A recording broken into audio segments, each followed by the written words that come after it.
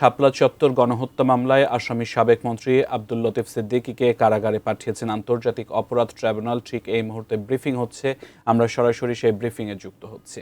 সভানেত্রী ধানমন্ডির কার্যালয়ে পূর্ব পরিকল্পনা মোতাবেক তৎকালীন প্রভাবশালী নেতা এবং নীতি নির্ধারণ পর্যায়ে যারা ছিলেন তাদেরকে নিয়ে একটা বৈঠক করেন। বৈঠকে যারা উপস্থিত ছিলেন এবং বক্তব্য দিয়েছিলেন তাদের মধ্যে ছিলেন আব্দুল লতিফ সিদ্দিকী, যেটা পরদিন দৈনিক যুগান্তর সহ বিভিন্ন পত্রপত্রিকায় প্রকাশিত হয়েছে।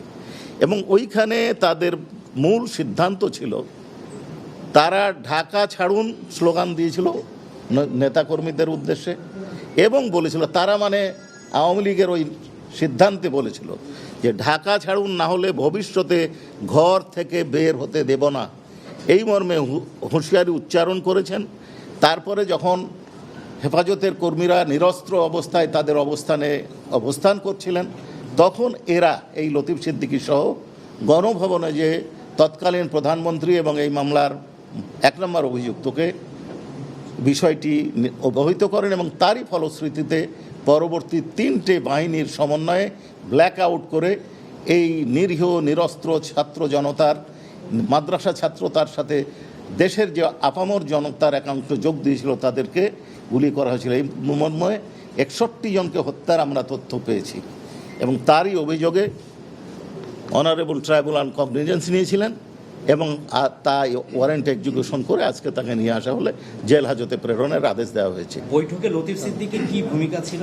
বৈঠকে উনি একজন পার্টিসিপেন্ট ছিলেন। ইন্টারনাল সকল বক্তব্য আমাদের কাছে আসবে না, তবে তাদের যে সম্মিলিত সিদ্ধান্ত, এই সিদ্ধান্তটা তাদের ছিল, স্লোগান দিতে বলেছিলেন ঢাকা ছাড়ুন, নয় ভবিষ্যতে ঘর থেকে বের হতে দেওয়া হবে না।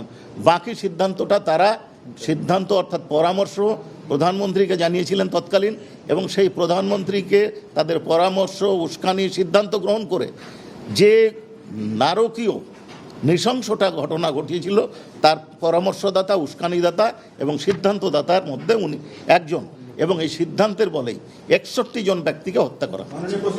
জি জি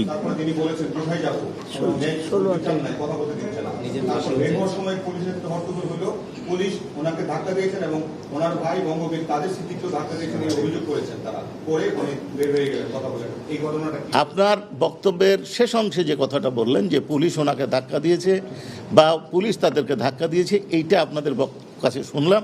এই বিষয়টা আমি দেখব, দেখার পরে এই বিষয়ে মন্তব্য করব। তবে উনি কথা বলতে চেয়েছিলেন, ওনার লয়ার এটা অনারেবল ট্রাইব্যুনালকে অবহিত করেছিলেন। অনারেবল ট্রাইব্যুনাল বলেছেন যে আজকে কথা আমরা শুনতে পারছি না, আমরা সামনে যে নেক্সট ডেট আছে সেই ডেটে আপনার কথা শুনবো। তারপরে উনি কিছু কথা বলেছেন, আমরা মনে করি সেই কথাটা আমাদের কানের মধ্যে যায়নি। উনি যে নিজের ফাঁসি চেয়েছেন, এটা বললাম তো, উনি কথা বলেছেন আমার কানে ঢুকে নাই।